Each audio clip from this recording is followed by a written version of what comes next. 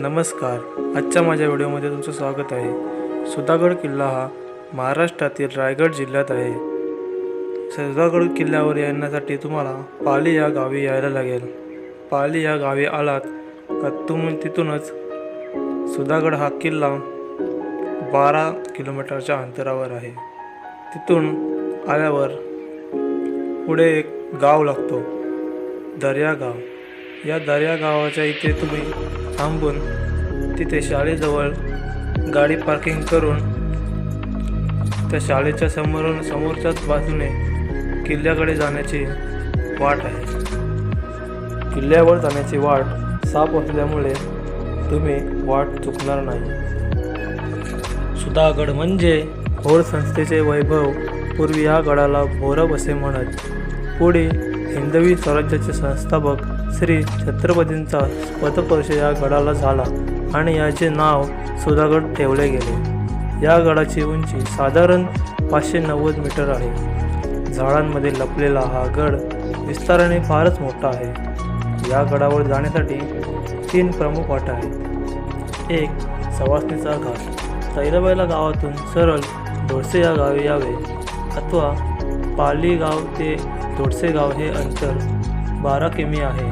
पालीहून दोडसे गावी यावे, तिथून गडावर जाण्यासाठी 3 तास लागतात. या वाटेने आपण दिल्ली दरवाजात येतो. दुसरा घाट नांद घाट. अकोले गावातून घनगड डावीकडे ठेवून मावलतीकडे निघावे. पुढे पाऊण तासाने नाणदांड घाटात पोचतो. पुढे एक बावधान गाव आहे.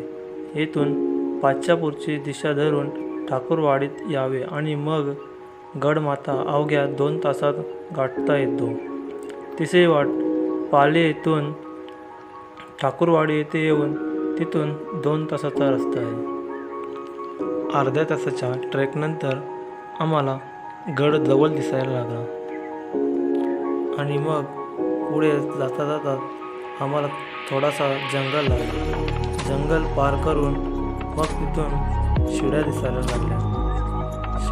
पहिली शिडी लागली आणि मग शिडी चढून आम्ही वरती गेलो.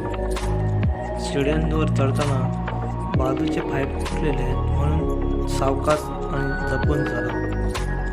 शिड्या चढल्यावर सुधागडच्या बाजूचा परिसर खूप चांगला दिसत होता आणि तिथूनच दिसत होता तो सरसगड. पहिली शिडी झाली पुढे लगेच दुसरी मोठी शिडी लागते. शिडीवर चढताना सावकाश आणि जपून जा. शिड्या चढून झाल्यावर थोड्या वेळातच निसर्गाने वातावरण बदलून टाकलं होतं. समोरच्याच डोंगरावर पाऊस पडत होता आणि तेच पावसाचे ढग आता आमच्या इथे येणार होते. आणि मग थोड्या वेळातच पाऊस आला आणि सुधागड हा धुक्यामध्ये गेला. आणि मग आमचा थोड्याच वेळात पावसाने स्वागत केला आणि आम्ही त्या पावसात भिजत पुढे आडोशासाठी गेलो. वातावरण थोड्याच वेळात बदललेलं आणि ते आता नजारे पण खूप भारी होते.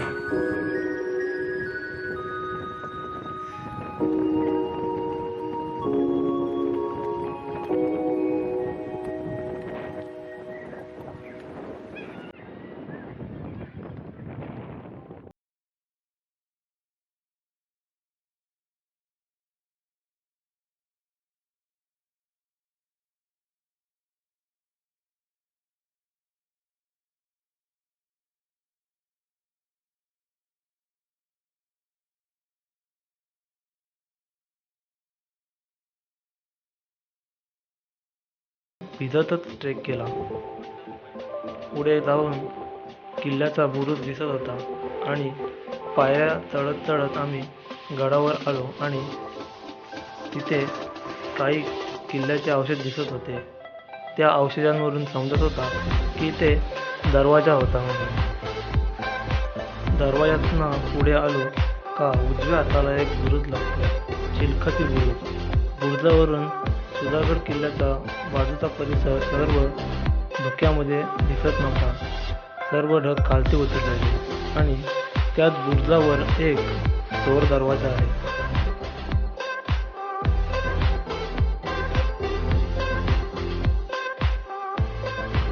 चोर दरवाजात जाताना आतमध्ये जाताना पायऱ्या आणि ती कमान लास्टला जाताना ती लहान लहान होत जाते, त्यामुळं खालती जाताना वाकत जायला लागते. चोर दरवाजातून बाहेर आलात का एक तटबंदी लागते. तटबंदीवर उभा राहिलात का तिथून समजते किल्ल्यावर जर कोणी शत्रू आला तर त्याला तिथेच थांबवण्यासाठी ही जागा बनवलेली असावी. चोर दरवाजामधली तटबंदी बघून झाली आणि आम्ही मग परत चोर दरवाजातून वरती चिलखती बुरुजावर निघालो. जाताना असा वाकून जायला लागतं, म्हणून जरा सावकाश जा, कारण येताना तुम्ही उभे याल पण उतरताना तुम्हाला बसायला लागेल, कारण उतरण्याची बाजू लहान आहे.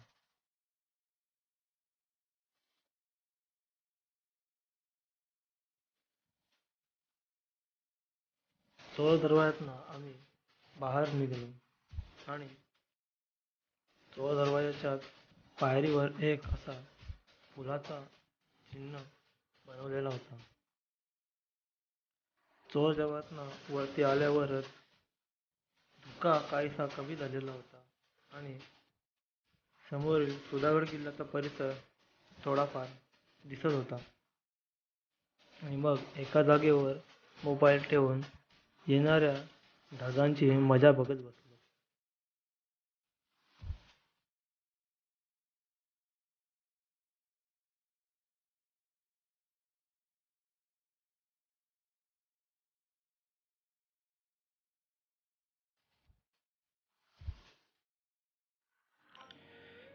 चिलखती बुरुज बघून झाल्यावर आम्ही किल्ल्याच्या वरच्या बाजूला जायला निघालो, कारण अजून ट्रेक थोडी बाकी होती.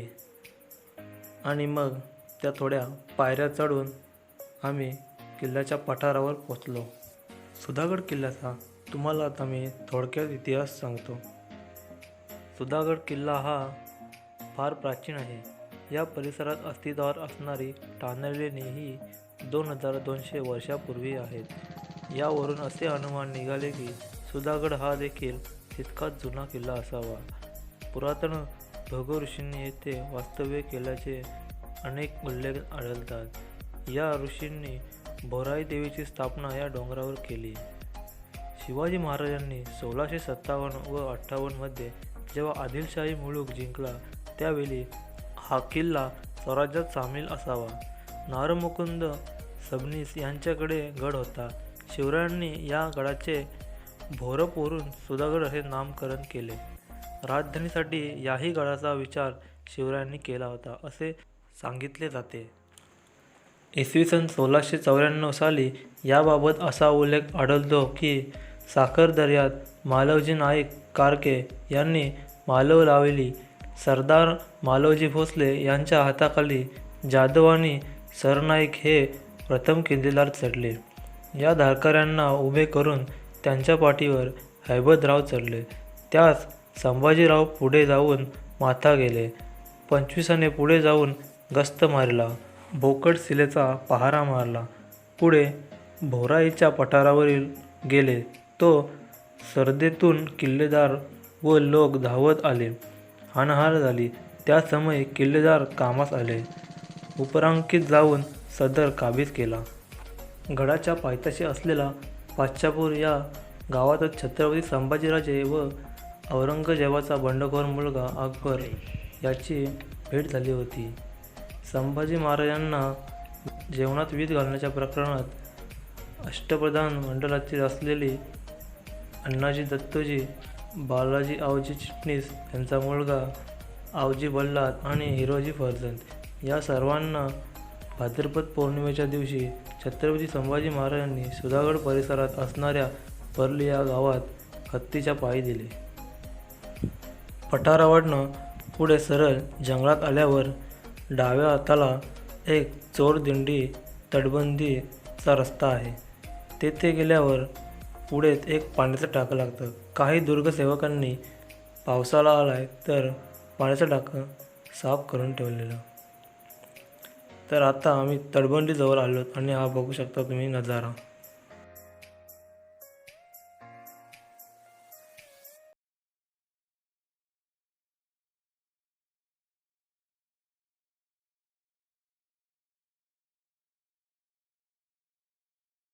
आता चोर दरवाजा तुम्हाला दाखवतो कसा आहे तो.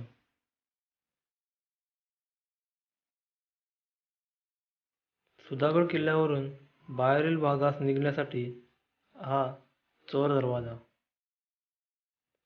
तो तटबंदीच्या बाहेरील भागात डोंगरातून खालती उतरतो.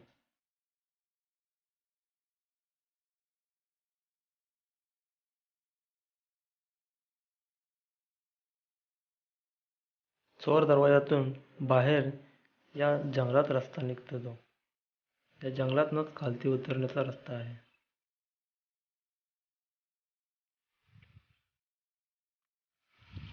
पुढे तलाव आहेत, हत्तीपागा व घोड्यांचा पागा आणि हा समोर दिसतो तो दारूचा कोठार. डाव्या बाजूला लक्ष्मी देवीचं मंदिर आहे आणि लक्ष्मी देवीचं दर्शन घेऊन आम्ही पुढे गेलो. पुढे थोड्यात पुढे गेल्यावर भोराई देवीचं मंदिर आहे आणि मंदिराच्या आवारात प्राचीन काळातील काही मूर्त्या आहेत. मूर्त्या बघितल्यावर असं कळतं की इथे ऋषीमुनींचा वास असावा.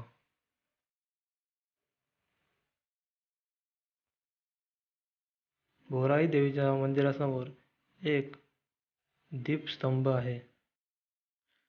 मंदिरात देवीचं दर्शन घेण्यासाठी आतमध्ये गेलो. मंदिर मोठं आहे. 20-25 जण रात्री मुक्कामासाठी राहू शकतात. आणि मंदिरातल्या पुजारीला विचारलं तर पुजारी म्हणाला की जर तुम्ही मुक्कामासाठी येत असाल तर तुमची जेवणाची व्यवस्था पण इथे होईल.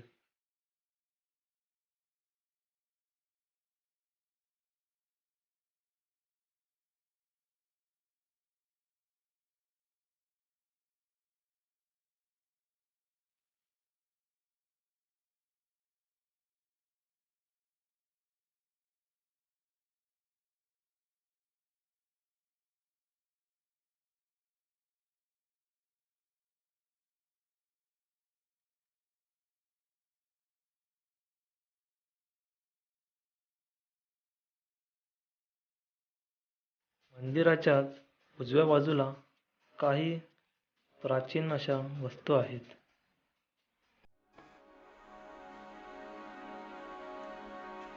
त्या बघून अशा समाधीसारख्या वाटल्या.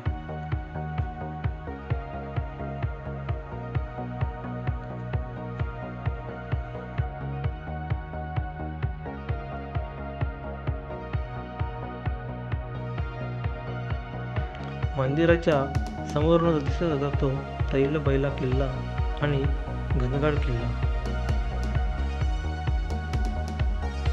भोराई देवीचं दर्शन घेतलं आणि मंदिराच्या समोरच एक वाट आहे ती महादरवाजाकडे जाते. तिथे खाली उतरून महादरवाजाकडे पोहोचाल. दरवाजा हा तातलात कोरलेला आहे आणि या दरवाजाची रचना रायगड किल्ल्यासारखीच आहे. गोमुखी रचना आहे. जर समोरून शत्रू आला तर त्याला किल्ला तर दरवाजा दिसणारच नाही.